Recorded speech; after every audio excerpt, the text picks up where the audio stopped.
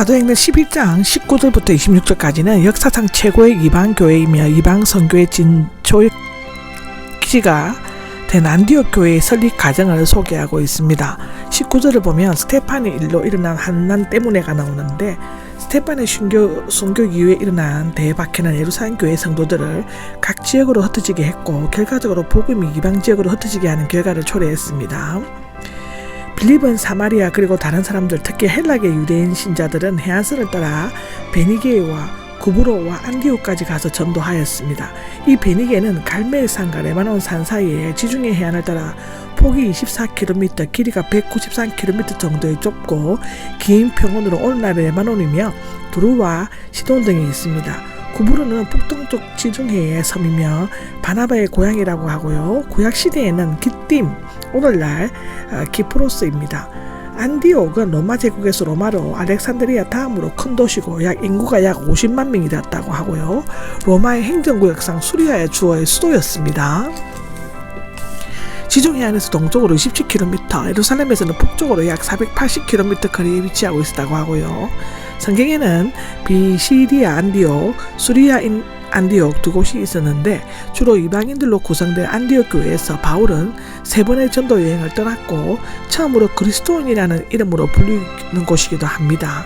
유대인들에게만 말씀을 전하였다는데 밖으로 흩어진 사람들은 이방인 지역으로 갔지만 복음을 유대인들에게만 전하였다고 합니다. 아직도 유대인 신자들에게는 이방인에 대한 편견이 있었기 때문인 것으로 기록되어져 있습니다.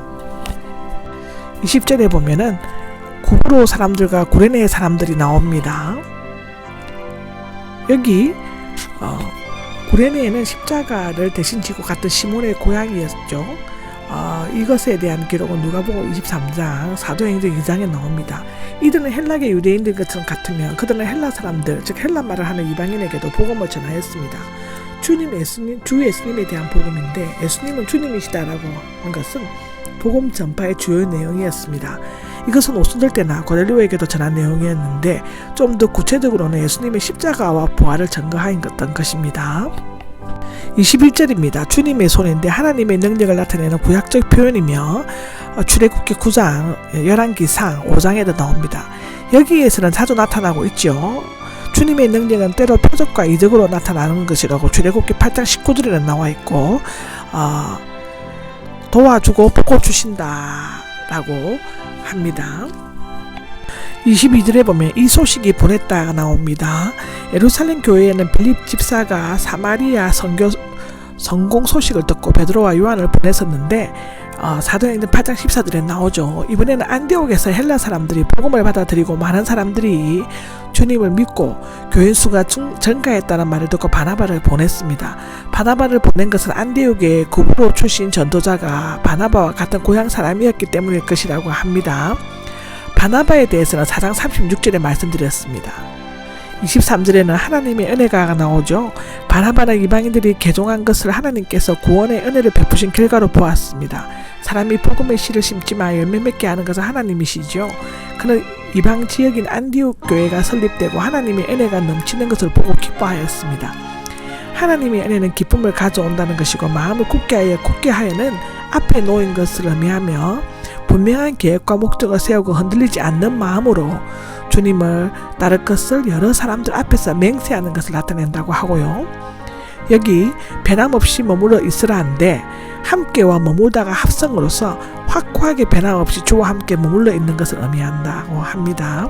이방 지역과 같은 불신사회에서 믿음의 터전이 약한 새 신자는 끊임없이 다가오는 시를 겪어야만 하기 때문에 마음을 굳게 하여 변함없이 주님과 함께 머물러 있어야만 합니다.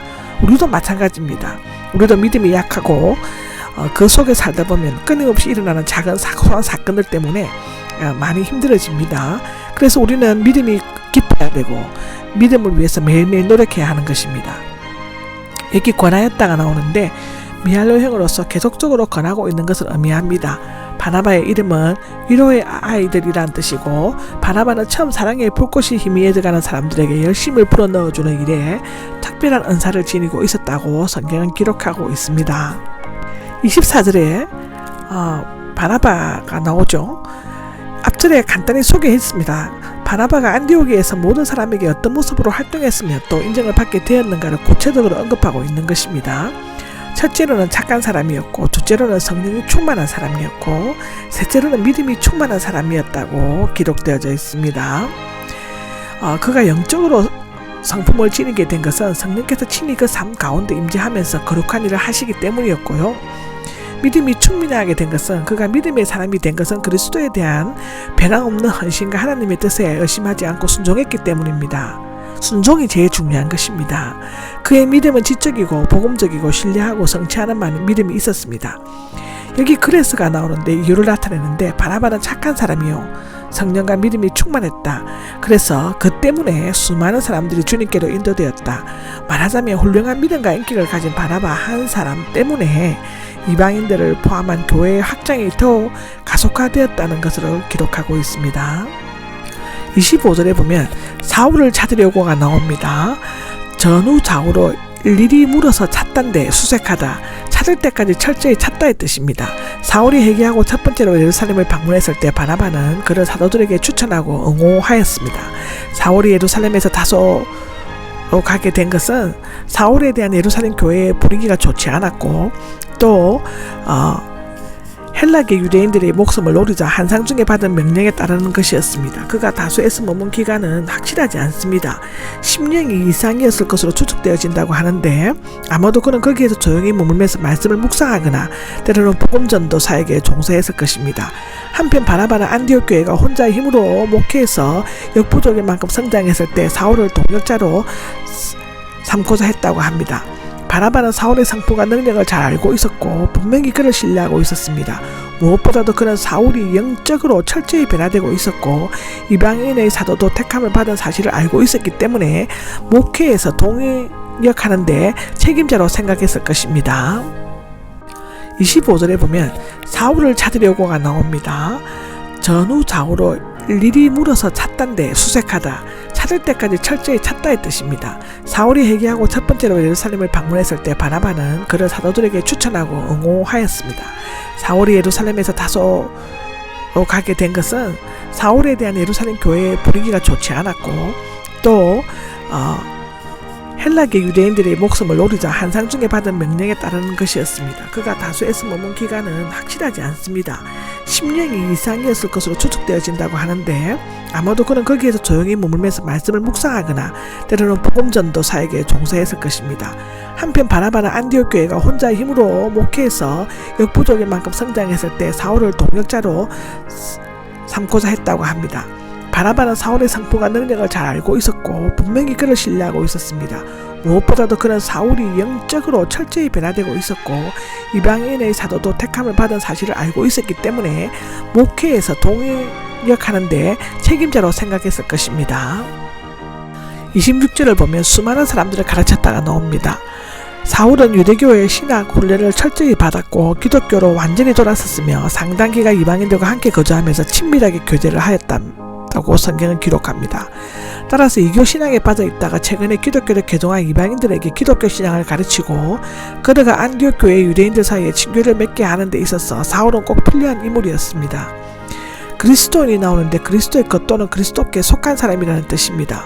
신자들이 말했든지 대적자들이 비난하기 위해 말했든지 의미상 매우 적절한 호칭이죠. 신약의 3번 베드로전서 4장 16절에 나옵니다. 유대인들은 나사렛인 갈릴리인 등으로 불렀다고 합니다. 27절에 예언자들이 나오는데 여기에 바울 서신에게만 나오고 사도 다음으로 중요한 직분으로 인정되어지고 있다고 하는데요. 고린도전서 12장 28절, 에베소서 2장 20절에 나옵니다. 이것은 초대 기독교에서 영감 있는 교사들이 자칭하는 명칭으로서 성경에 관해 가리키고 예언을 하기도 했다고 하고 이것 또한 로마서 12장, 고린도전서 12장에 기록되어져 있습니다. 그들이 옴으로써 안디옥 교회는 더욱 견고하게 되고 안정되었을 것입니다. 28절입니다. 28절에 아가보가 나오는데 아마도 유대 출신 기독교인으로 보이며 본문에 사울의 톡에 대해 예언하고 있습니다. 두 예언이 모두 성취되었죠. 말하기를 하는데 또는 표적에 비롯되었으며 하나님의 능력에 일어나는 표적과 같은 특별한 사건을 알리고 있는 것을 말하는데요.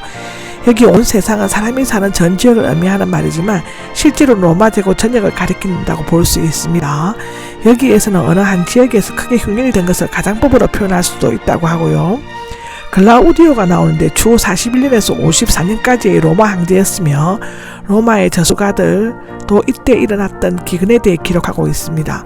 그의 재임 동안에 4번이나 큰 기근이 있었다고 하고 제2 2년 제2 4년에는 7년 사이 팔레스타인, 제9년에 헬라, 제10년에 로마에서 큰 홍련이 이어졌다고 합니다. 여기에서 말하는 홍련은 제2 4년에서 7년 사이 일어났던 큰 홍련이었다고 합니다. 29절입니다. 29절에는 구호금을 보내기로 결정하였다는데 이 구호금은 원래 봉사의 뜻을 가지고 있지만 여기에서는 구체적으로 헌금이나 구호금을 나타낸다고 하고요. 유대교회는 먼저 신령한 은혜와 복음을 이방에게 전해주었고 이방교회는 사랑의 구호금으로 보답을 하였습니다. 예루살렘 교회를 도운 교회는 안디옥 교회 외에 갈라디아 교회, 고린도 교회, 마게도니아, 아가야 사람들 등이 있었습니다. 이로써 이방 교회는 유대 교회와 동일하면서도 독립된 기독교 공동체로서 인정받았고 서로 간의 우호적 관계를 유지할 수 있게 되었다고 기록되어져 있습니다. 마지막 30절입니다. 그대로 실행하여가 나오는데 이방 교회 형제들은 예루살렘의 어려운 형제들을 돕기로 결정한 다음 즉시 그것을 실천에 옮겼습니다. 이웃 사랑을 행함으로 통해 실천함으로써 살아있는 믿음을 보여준 것이지요. 야고보서 2장 14절에서 17절까지를 보시면 됩니다. 바나바와 사울이 나오는데 각 교회가 모은 구호금을 예루살렘에 전달할 때 대표로 바나바와 사울이 선출되었습니다. 이때는 바나바의 이름이 사울보다 앞에 있었습니다. 사울은 두 번째로 예루살렘을 방문하는 것이 되는데 이때는 기근이 시작된 이듬해 45년경이었을 가능성이 많다고 하고요. 여기 장로들이 나오는데 신약에서 장로라는 명칭이 처음으로 언급되고 있습니다.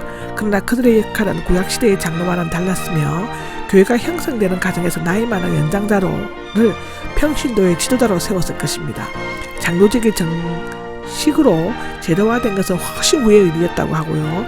7 집사들은 순교하거나 빌립처럼 이방으로 흩어졌으므로 장로들이 구제하는 일을 맡았던 것 같이 보여진다고 성경은 기록하고 있습니다. 이것으로서 11장은 끝이 납니다.